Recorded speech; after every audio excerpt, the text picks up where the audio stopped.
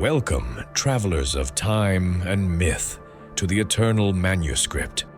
Tonight, let your mind dissolve into the vastness of the Eurasian steppes, beneath a sky where the wind seems to speak in ancient tongues.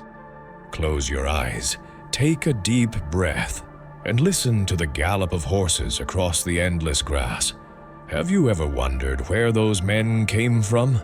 Those who rode as if they were one with the wind, masters of a land without borders, and whose echo still resonates in history? More than 2,700 years ago, when iron was beginning to forge empires and the bow was the instrument of destiny, the Scythians appeared like a shadow crossing the eastern horizons. Their world was not made of stone walls or fixed temples, but of movement, of circular tents, and of horses that were an extension of their very souls. There, in the heart of Eurasia, life was woven around the grass, the fire, and the journey. No place was permanent, and yet everything was theirs. The Scythians knew no defined boundaries. Their empire was made of distances. They were born of nomadism, of an intimate relationship with the earth and the sky. Thunder on the horizon was, for them, the voice of the gods, and each star that lit up the night was, perhaps, the spirit of an ancient rider still watching over the plains. Over time, these people learned to master an art that would forever transform warfare and the way humankind moved through the world: horsemanship. The horse was more than an animal to them. It was a companion, a tool, an offering, and a symbol. From childhood, the Scythians learned to ride even before they learned to walk steadily. Balance, speed, and precision were virtues that defined their existence. On the plains where the wind encountered no obstacles, a Scythian archer could fire an arrow with deadly accuracy while riding at full speed, pivoting on his saddle, attacking backward without missing a beat. It was a lethal dance, a poem of movement that no infantry could match. To the west, the Greek peoples observed them with a mixture of respect and fear. Herodotus, the chronicler who traveled beyond the edges of the known world, described them as fierce but also free, warriors difficult to capture and even more difficult to subdue. To the east, the kingdoms of ancient Asia recognized them as masters of mounted warfare, forerunners of an art later perfected by peoples such as the Huns and the Mongols. But in those distant centuries, the Scythians were the true lords of the wind. Each clan moved with the seasons, following the courses of the rivers and the growth of the grass. The women actively participated in the warrior and economic life of the group. The tombs of Scythian warriors have been found, resting alongside their bows, horses, and gold bracelets. They were not mere legends. They were part of the very soul of the group, capable of fighting and making decisions. This society of nomadic horsemen was not based on rigid hierarchies, but on strength, wisdom, and respect for traditions. When the sun rose over the steppe, the horsemen prepared for journeys or hunts. Each day was an uncertain voyage. Each night a gathering around the fire where shamans recounted the stories of the ancestors. The flames flickered, projecting figures onto the skin tents, and in the whisper of the wind, the voices of guardian spirits were believed to be heard. Their entire cosmos was a balance between the visible and invisible worlds, between the dust of the road and the divine spheres. In their language and myths, animals played an essential role. The stag, for its speed and elegance, the eagle, for its piercing gaze, the wolf, for its strength and silent ferocity. Their adornments, weapons, and clothing were covered in zoomorphic figures representing the energy of the universe and the connection between life and death.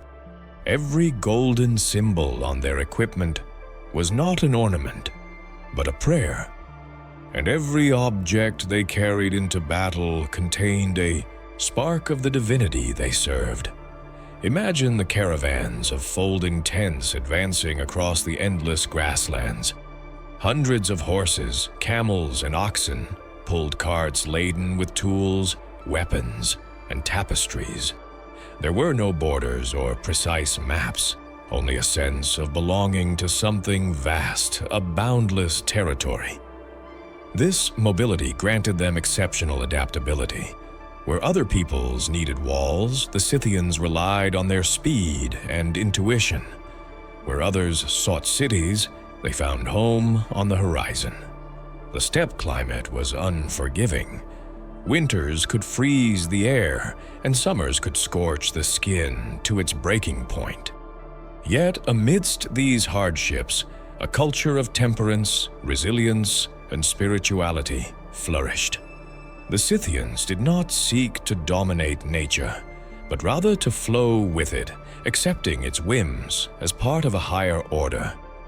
Their shamans interpreted omens in the flight of birds, the shapes of the clouds, and the dreams of warriors. Reality and myth did not contradict each other. They coexisted. Around the 7th century BC, the Scythians began to expand westward, reaching the regions of the Black Sea and the borders of the Greek world. Their contact with other civilizations transformed them. They adopted artistic elements from the peoples they encountered, but without losing their nomadic essence. Their gold work, featuring figures of galloping stags, griffins, and winged lions, became some of the most refined in the ancient world. These objects not only demonstrated their skill, but also the profound spirituality that permeated every gesture. Modern historians might wonder how a people without cities and without formal writing managed to leave such a profound mark on history. The answer lies in their way of life, their constant movement, and their understanding of freedom. For the Scythians, value resided not in possessing land, but in maintaining a free spirit. Their identity was forged not by boundaries, but by movement. They were nomads of body and spirit, but we shouldn't think of them as mere warriors. They were also diplomats, traders, and messengers between cultures. Their geographical position between the Mediterranean and the lands of Central Asia made them a bridge connecting civilizations. Gold, iron, silk, and ideas passed along their routes. The Scythians thus contributed unknowingly to the first global network of exchange at a time when neither the notion of globalization nor that of organized trade existed. Over the centuries, many tribes adopted their way of life or their beliefs. Even the enemies who tried to destroy them ended up admiring certain aspects of their culture. Their mastery of the composite bow, for example, was so advanced that its design remained almost unchanged for over 1,000 years. It was a weapon born from the silence of the plains, from the patient observation of the hunter who understood the rhythms of nature. This union between humankind and its instrument of war also reflected a philosophical vision of destiny. For the Scythians, the arrow was not just a weapon, but an extension of the soul. When they released it, they let the wind decide the rest. This trust in invisible forces was characteristic of their spiritual thought and their relationship with the universe. They did not seek to control every aspect of reality. They knew that wisdom lay in accepting the inevitable with serenity. In time, news of these horsemen reached Persia, where powerful kings like Darius I would begin to see them as a threat and a challenge. But that time traveler still belongs to the future of this story. For now, stay by the Scythian night's bonfire, where horses rest, stars burn motionless, and the wind whispers the names of ancient heroes. Let these images accompany you as you close your eyes. Imagine the scent of freshly cut grass, the feel of sun-aged leather, and the soft crackling of the fire. The Scythians left no lasting temples or majestic walls, but they left a message hidden in the murmur of the plains, that the true strength of humankind is measured by its capacity to adapt, to move, to live without chains, and still preserve the memory of its origins. This story, soul traveler, has only just begun. In the shadows of the next chapter, the winds of war will blow fiercely. The Persian legions will gather to challenge these riders of the horizon, but the steppes hold secrets that no sword can conquer. Until then, take a deep breath, let time dissolve, and sleep with the wisdom of the Scythians, the immortal riders of the wind. Traveler of time and myth, welcome once again to the Eternal Manuscript. Breathe calmly, let your mind soar above the plains, and watch as the breeze of history stirs the grass that stretches to the horizon. In the previous chapter, we learned of the birth of a people forged from movement and silence, from wind and fire. But tonight, we will delve into the heart of the conflicts that defined their destiny, where freedom clashed with the ambitious designs of empires. After establishing themselves as masters of the plains, the Scythians began to appear in the tales of great civilizations. For the Greeks, they were the archers of the north, inhabitants of a realm of ice and mystery. Their horses seemed to float across the grass, and their attacks came like flashes of lightning that vanished before their enemies could even comprehend what had happened. No one could reach them or contain them, because their homeland was movement itself. On the borders of the Persian Empire, however, their fame inspired not admiration, but fear. Darius I, King of Kings, ruler of the vast Achaemenid world, observed the northern reaches of his domain and perceived a constant danger. In the 6th century BC, he decided to put an end to this threat, extending his authority into the untamed lands where the Scythians grazed their flocks. But trying to contain the wind was, as he would soon discover, an act of arrogance.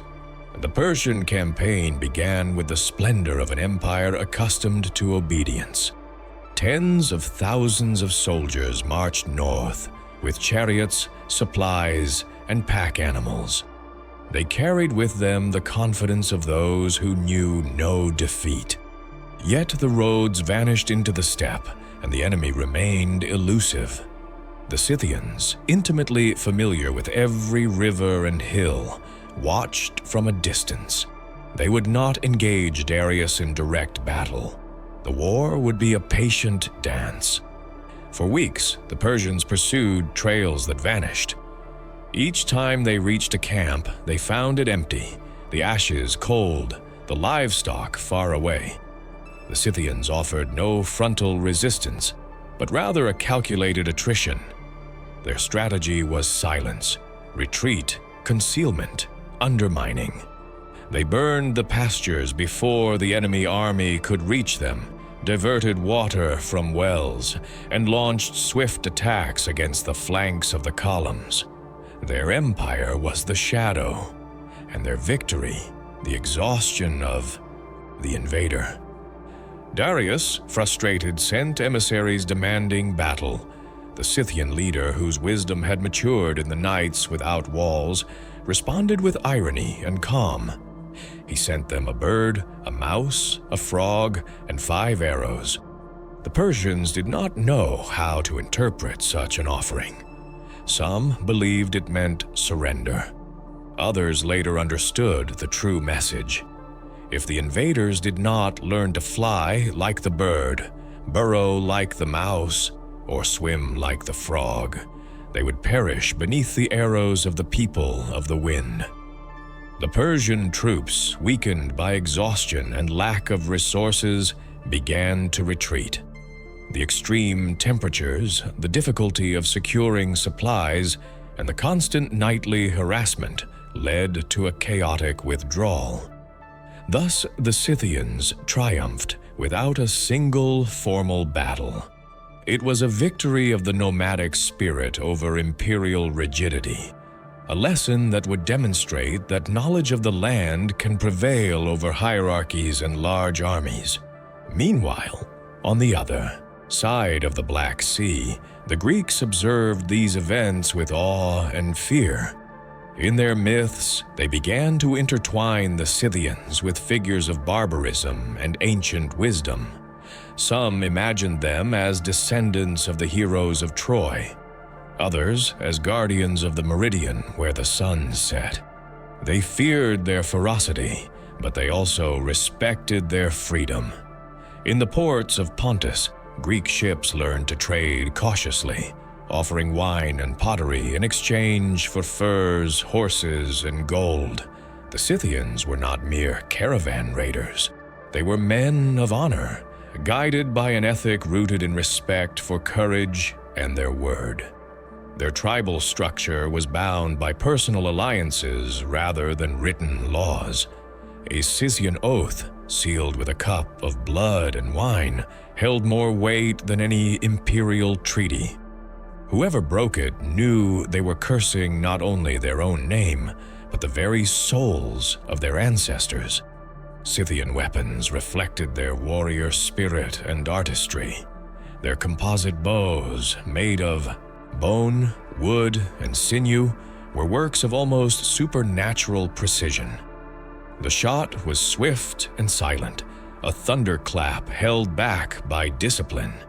Enemies said their arrows spoke before the messenger could arrive. The ferocity of their attack lay in the synchronicity between rider and mount. The horse galloped, the bow sang, and death traveled on the wind. But the Scythians also knew how to negotiate. Their strategic position between the trade routes of the east and west allowed them to become intermediaries. They traded metals, horses, and wheat, and little by little they grew wealthy. With their accumulated resources, they began to decorate their tombs with gold and jewels, establishing constant contact with Greek artisans. Thus, violence and commerce coexisted, intertwined under the gaze of the gods each tribe worshipped. In the southern cities, the Greeks began to employ Scythian archers as mercenaries. Their skill was so feared that many rulers preferred to have them as allies rather than enemies. These men, who had grown up under the stars, struggled to adapt to the stone walls, but their presence commanded respect in the armies where they served. In Athens, their figure even became a symbol of vigilance and power. And yet, deep down, the Scythians remained faithful to their ancient gods and their way of life. They admired riches but did not need them. They could lose everything and rebuild it tomorrow under a different sky with different pastures. In that absolute freedom lay their power. Empires depended on conquered land, the Scythians only on the horizon that guided them.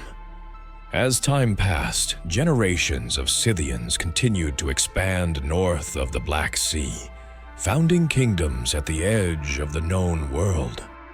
Some of their leaders began to adopt more settled ways, building fortresses and controlling trade routes.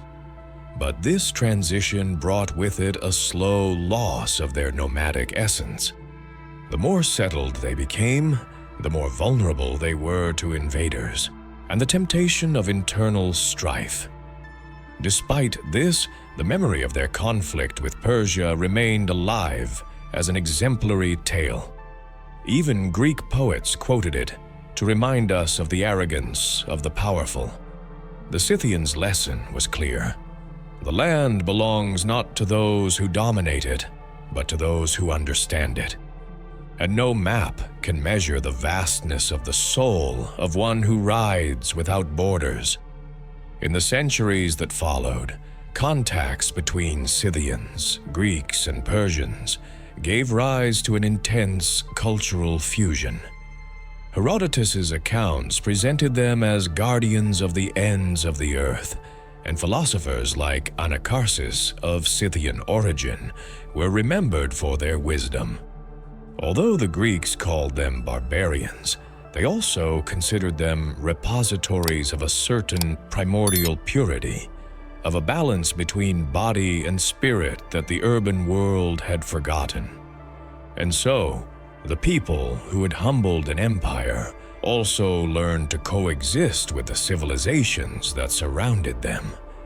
But their bows remained taut and their horses restless. The warriors of the steppes knew that history is cyclical and that the wind that cradles nations can also sweep them away. That is why they kept alive discipline, the observation of the stars, and respect for the ancestors who once triumphed without a fight. Traveler, if this story has whispered the secret of resilience to you, it is time to pause. Breathe. Feel the earth's unhurried rhythm, and allow the images of the past to settle in your mind like a distant fire. Before we continue our journey through the ancient steppes, remember that every subscriber to this channel, the Eternal Manuscript, is also a guardian of the knowledge and the silence that unites us beyond time. If you haven't already, I invite you to join us to cross each frontier of history with serenity and curiosity. The echo of the gallop still resonates in the northern lands. On the horizon, the Scythians ride with the pride of those who were never defeated. But new shadows are already stirring in the sky, those of peoples yet to come and challenge their dominion. History moves forward, the wind shifts, and across the endless plains, rituals, battles, and farewells are being prepared. The journey continues, and with it, our quest for that serene wisdom that only time and myth can reveal. Traveler of time and dreams, lie down once more beneath the infinite sky of the steppes. The night is vast, and the wind blows softly among the burial mounds that cover the land like shadows of ancient kings. This chapter invites us to descend, not into war or battles, but into the depths of the Scythian spirit, where gold, death, and the divine intertwine in a single radiance. Breathe slowly, leave behind the noise of combat, and prepare to walk through the realm of the dead, that place which for the Scythians was not an end, but a passage to a sacred plain. In the vast northern plains, the Scythians erected structures that defied time. The kurgans. These burial mounds, gigantic mounds of earth and stone, house the tombs of the most respected chiefs and warriors. Each kurgan was a microcosm, a representation of the universe. The inner chambers were built with carved wood and filled with objects that would accompany the deceased into eternity: weapons, vessels, mirrors, jewelry, and above all, gold. For the Scythians, gold held a value that transcended the material. It was not a symbol of greed, but of connection to the divine. Its brilliance represented the sun, a source of power and rebirth. Therefore, each handcrafted piece became a prayer. The artisans, heirs to a tradition passed down through generations, carved figures of mystical animals with almost spiritual precision. Stags galloping eternally, griffins protecting the journey to the afterlife, felines devouring snakes in a symbolic dance between life and death. Modern archaeological findings allow us to glimpse the magnificence of this art, although for the Scythians, its value was not measured by its aesthetic perfection, but by its spiritual significance. Each funerary object was a key that opened the passage to the world of spirits, where the soul would reunite with its ancestors and ride again under a perpetual sun. Thus, gold was not treasure, it was a path. Alongside the chieftains, their horses were buried, carefully adorned and arranged so that the deceased would not travel alone. The relationship between the Scythian and his mount did not end with life. The horses were offerings, companions, and vehicles to the other world. Their bodies were often decorated with masks, headdresses, or harnesses covered in solar motifs. This demonstrated the profound respect the people felt for every living being. No one truly died. Everything was transformed. Shamans played an essential role in these rituals. They were the mediators between the worlds, capable of communicating with spirits and reading destiny in dreams or in the flight of birds. Their garments, made of animal skins and metal bells, represented a bridge between the material and the invisible. Under the influence of sacred herbs or in a spiritual trance, the shaman guided the deceased to the eternal realm, protecting them from the demons of cold and darkness. In the Scythian worldview, the world was divided into 3 planes. The upper plane, where the gods and celestial forces dwelled, the earthly plane, where humans lived, hunted, and waged war, and the lower plane, where the dead descended. The 3 planes were linked by an invisible axis, often symbolized by a sacred tree or mountain. Thus, the universe was not static. Everything revolved in a constant spiral of life, death, and rebirth. On nights of the full moon, the people gathered around the fire to celebrate ceremonies of purification and remembrance. The elders recounted the exploits of the heroes who slept beneath the kurgans, and the fire projected sinuous figures onto the faces of the young warriors. There, the boundaries of time dissolved. The past became present, and the souls of the ancients seemed to listen alongside the smoke rising to the sky. Scythian women also participated in the sacred rites. Offerings found in many tombs reveal their role as guardians of the lineage and spiritual knowledge. Some of them, who had been warriors in life, rested armed, covered in gold, and surrounded by emblems of power. This detail was not accidental. Scythian spirituality did not distinguish between strength and wisdom, between the masculine and the feminine. Both were necessary to maintain cosmic balance. Scythian shamanism was linked to natural cycles. Each change of season was celebrated with offerings, songs, and dances that sought harmony with the gods of the earth and sky. They believed that the human soul was a spark of universal fire, and that after death, it returned to its origin to be reborn in another body or in another time. Destiny was neither punishment nor reward, but continuity.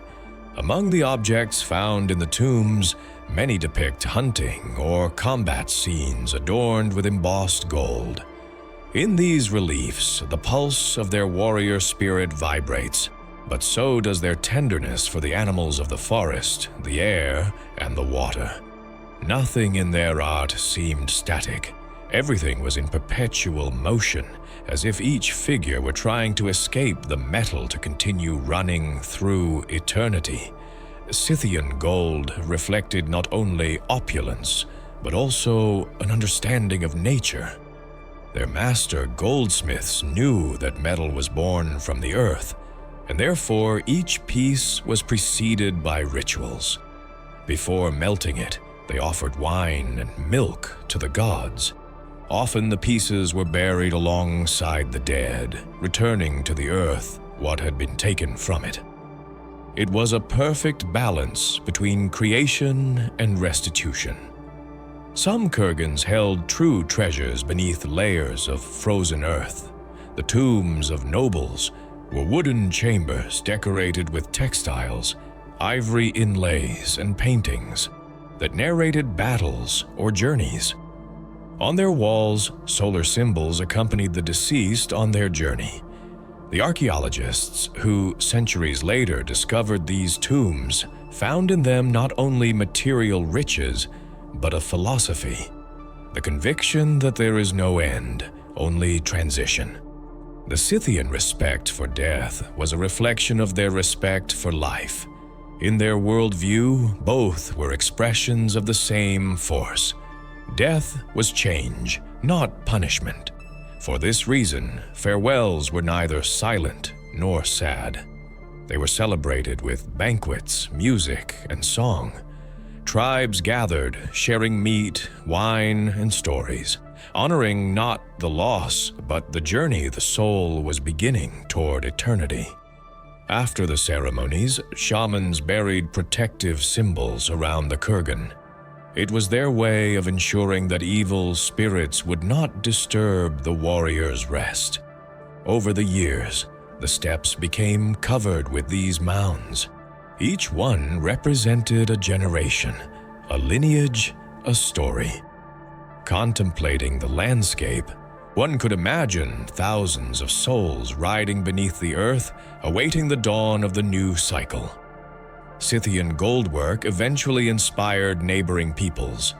In Greece, Persia, and later Rome, their mastery was admired. But what no one fully understood was the symbolic depth of these works.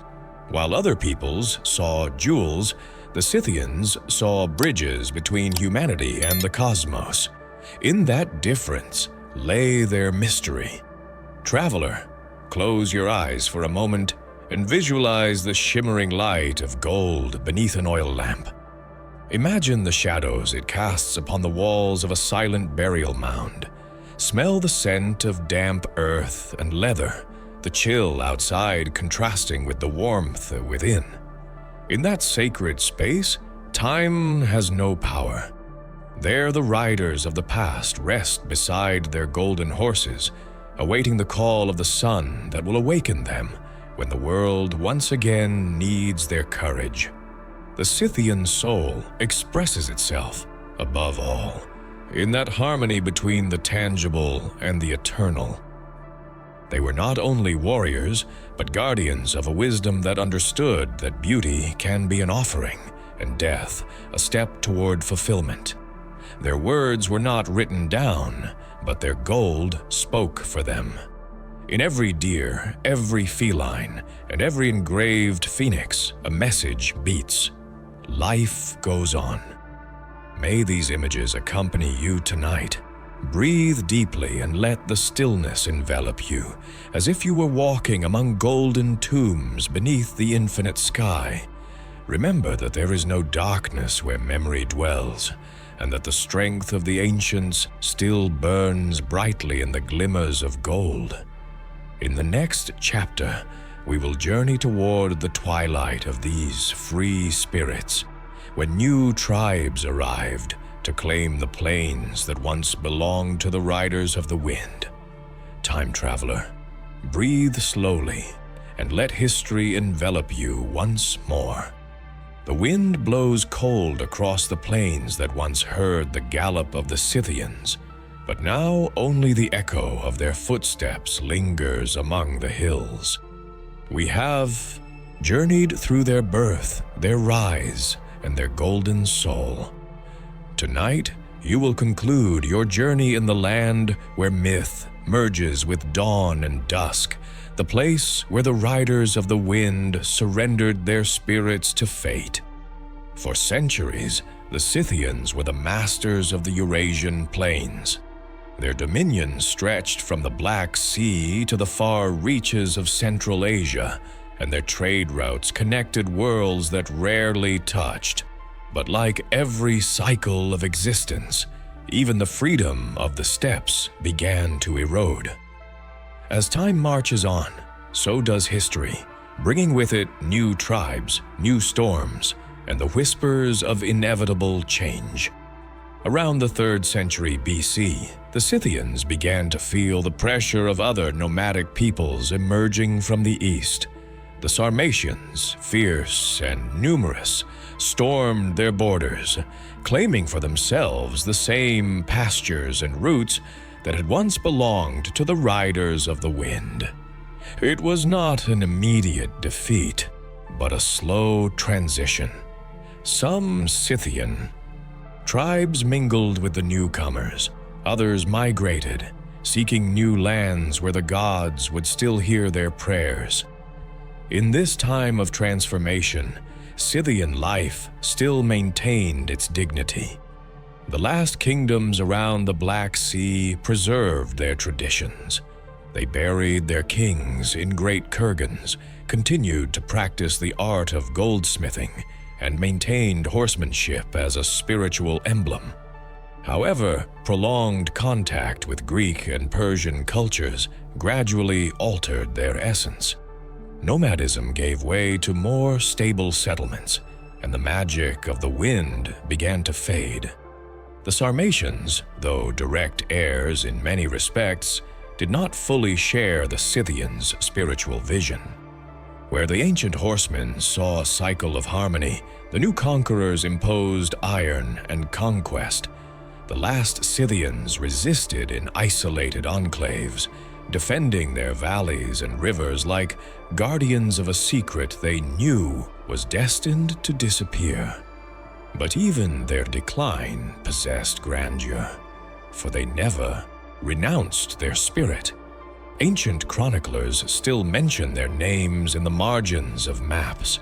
Caravans still arrived in the ports of Pontus, laden with furs, horses, and gold ornaments. The trading cities of the Hellenistic world preserved the memory of their presence. However, they were no longer the same horsemen who had inspired terror in the Persians, nor the archers who had ridden with the wind. They were elegant shadows of a people who had understood their destiny, to transform themselves in order to survive. The 2nd century BC marked the true beginning of the end for the Scythians as a distinct people.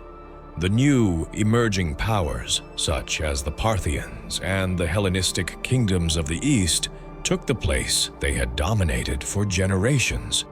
Their language and customs faded away, but their descendants remained scattered in the names, legends, and traditions of the peoples who would come after them.